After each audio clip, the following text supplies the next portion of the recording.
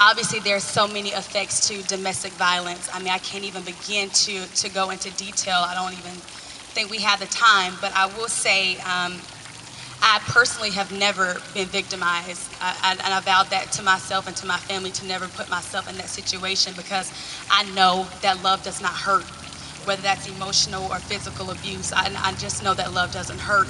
But to the victims,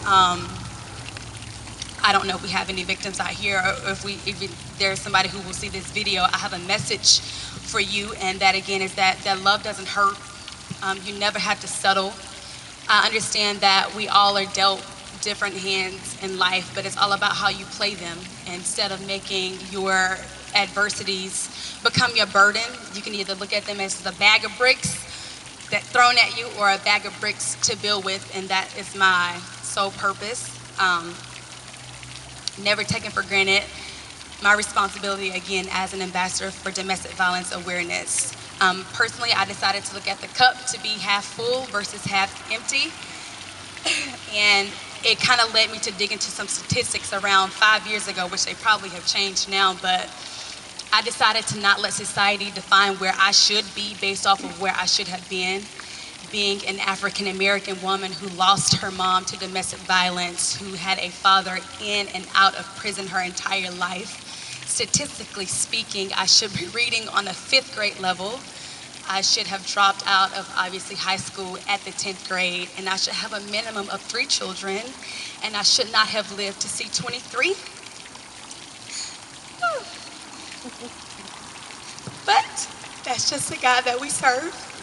When you wholeheartedly believe that you are bigger, that you have a greater purpose. So, especially to the youth, I'm into pageantry, and one of the hardest questions I found to answer was, if I could go back to talk to my 8-year-old self, what would I say to her?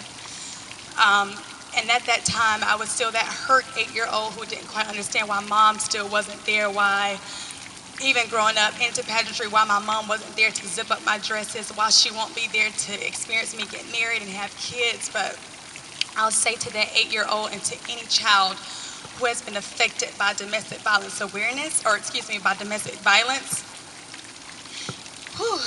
you are strong, you are beautiful, and you are capable. And everything that has ever happened in your little 8 years of existence had to happen. And that is my message to each and every one of you, regardless of our different backgrounds and our stories. Everything that has happened in our lives had to happen. We are here in this very moment for a very divine purpose, and whether we know it or see it right now, God is far too strategic not to lead us to our destiny. So thank you guys again for all that you guys do for domestic violence awareness. It is not just for the month of October. I'm so sorry we have to split this month with so many other causes. But regardless of the day and the time, I see your light. I thank you for shining it across not just this city, not just this state, but eventually across the world. I pray that we'll no longer have to have domestic violence awareness, but one day it would just end, because that is our ultimate purpose in doing what we do. So thank you guys again for this opportunity. Sorry for getting emotional. I've practiced this speech 1,000 times, but I appreciate the moment. And again, thank you guys so much for all that you do. Thank you.